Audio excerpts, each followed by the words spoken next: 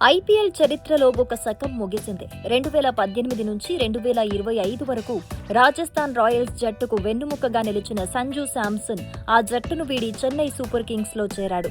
Mini వేలానికి ముందు జరిగిన trading లో సీఎస్కే సంజుని దక్కించుకోవటం ఈ సీజన్లోనే అతిపెద్ద వార్తగా నిలిచింది. తన ప్రాణప్రదమైన జట్టును ఎందుకు వదిలి రావాల్సొచ్చిందో సంజు తాజాగా ఒక ఇంటర్వ్యూలో మనసు విప్పి మాట్లాడాడు.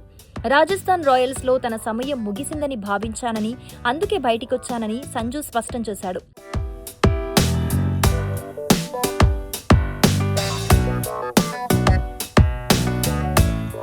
రాజస్థాన్ జట్టుతో తనకున్న అనుబంధం గురించి సంజు భావోద్వేగంగా మాట్లాడాడు. ఆ జట్టు మేనేజ్మెంట్, సపోర్ట్ స్టాఫ్ అందరూ తనపై ఎంతో ప్రేమను చూపించారని సంజు పేర్కొన్నాడు. కానీ ప్రతి ఒక్కరికి ఒక సమయం అనేది ఉంటుందని, ఆ జట్టులో తన ప్రయాణం పరిసమాప్తమైందని అనిపించిందన్నాడు. ఇప్పుడు ముందుకు సాగాలి, ఇది తన జీవితంలో ఒక కొత్త ప్రయాణమని సంజు తెలిపాడు.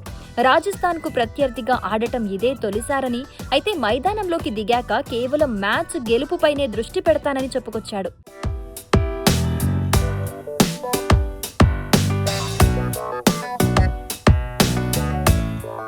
చెన్నై సూపర్ కింగ్స్ కు ట్రేడ్ అయిన విషయం తెలియగానే సంజు ముందుగా ఫోన్ చేసింది ఎంఎస్ ధోనీకే. సీఎస్కేలోకి వెళ్తున్నానని తెలియగానే మహీభాయ్తో మాట్లాడానని, ఆయనతో కలిసి ఒకే జట్టులో ఆడబోతూ ఉండటం చాలా గొప్పగా అనిపిస్తుందన్నాడు. ధోనీ నుంచి నేర్చుకోవటానికి ఇదొక అద్భుతమైన అవకాశమని సంజు ఆనందం వ్యక్తం చేశాడు. ధోనీ వ్యూహాలకు సంజు దూకుడు తోడైతే చెన్నై జట్టుకు తిరుగుండదని విశ్లేషకులు భావిస్తున్నారు. తన బ్యాటింగ్ ఫిలాసఫీ గురించి సంజు మరోసారి క్లారిటీ ఇచ్చాడు. తాను కేరళలో చిన్నప్పుడు ఆడుతున్నప్పటి నుంచి కూడా జట్టు విజయాన్నే నమ్ముతానని, వ్యక్తిగత మైలురాళ్ల కంటే టీం గెలవటమే తనకు ముఖ్యమన్నాడు. టీమిండియా డ్రెస్సింగ్ రూమ్ లో కూడా ఇదే పదే పదే చెబుతారని, సీఎస్కే తరపున కూడా అదే పట్టుదలతో ఆడతానని సంజు తెలిపాడు. చెన్నై అభిమానులు తనపై చూపిస్తున్న మద్దతుకు సంజు ప్రత్యేకంగా కృతజ్ఞతలు తెలిపాడు.